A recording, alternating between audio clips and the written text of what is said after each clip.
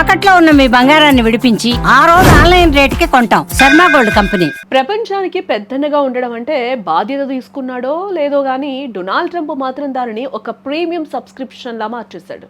యుద్ధాలు ఆగాలి, శాంతి వర్ధిల్లాలి. ఇదే వినడానికి బాగున్నా ఆ శాంతిని కూడా తన వ్యాపార బుద్ధితో అమ్మకానికి పెట్టాడు ట్రంప్. శాంతి కావాలంటే పైసలు చెల్లించు అనే సరికొత్త దౌత్య నీతిగా ఆయన తెరలేపాడు. ఆయన ఏర్పాటు చేస్తున్న బోర్డ్ ఆఫ్ పీస్ ఇప్పుడు ప్రపంచ దేశాలకు ఒక ఖరీదైన సవాల్గా మారిందని చెప్పుకోవచ్చు.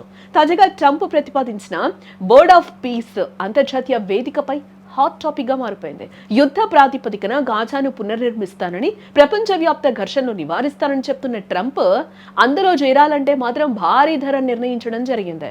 న్యూయార్క్ టైమ్స్ మరియు బ్లూంబర్గ్ నివేదికల ప్రకారం చూస్తే ఈ బోర్డులో సభ్యులుగా ఉండాలంటే దేశాలు తమ జోబులు ఖాళీ చేసుకోవాల్సిందే అంట.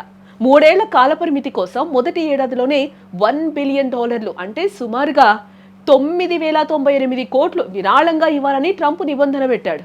ప్రపంచ శాంతిని కాపాడటానికి ఇంత పెద్ద మొత్తంలో ఎంట్రీ ఫీజు వసూలు చేయడంపై సర్వత్రా విమర్శలు వెలువెత్తుతూ ఉన్నాయి. దీనిని శాంతి కోసం చేసే ప్రయత్నం అనాలా, లేక ట్రంప్ మార్కు బిజినెస్ డీల్ అనాలా అని నెటిజన్స్ ప్రశ్నిస్తూ ఉన్నారు. మొదట ఈ బోర్డును గాజా కోసం అనుకున్నప్పటికీ ఇప్పుడు ఇందులో గాజా అనే పదాన్నే వాడటం లేదు.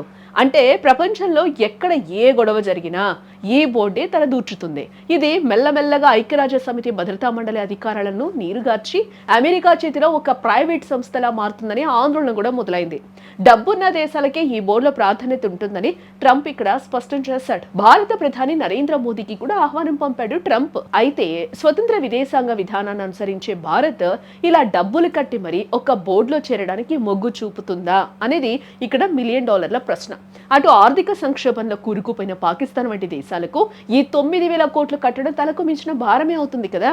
అంటే డబ్బు లేని దేశాలకు ప్రపంచ శాంతిలో భాగస్వామ్యం ఉండదా అనే విమర్శలు కూడా వస్తున్నాయి. ఈ బోర్డులో తన అల్లుడు Jared Kushner, Ajay Banga, Tony Blair వంటి దిగ్గజాలను చేర్చుకున్నాడు ట్రంప్. వీరంతా ఏడాదికి ఒకసారి కలిసి ఓటింగ్ నిర్వహిస్తారు. బట్ ట్రంప్ స్వయంగా దీనికి అధ్యక్షతను వహిస్తూ ఉండడంతో నిర్ణయాలన్నీ ట్రంప్ కనుసన్నల్లోనే జరుగుతాయని ప్రత్యేకంగా చెప్పక్కర్లేదు. ఇక్కడ ప్రపంచ శాంతిని కాపాడటం అనేది ఒక బాధ్యత కావాలి, కానీ అది $1 బిలియన్ వ్యాపారం కాకూడదు కదా. ట్రంప్ అనుసరిస్తున్న ఈ తీరు భవిష్యత్తులో ప్రపంచ దేశాల మధ్య మరిన్ని విభేదాలకు దారితీస్తుందో లేదో వేచి చూడాలి.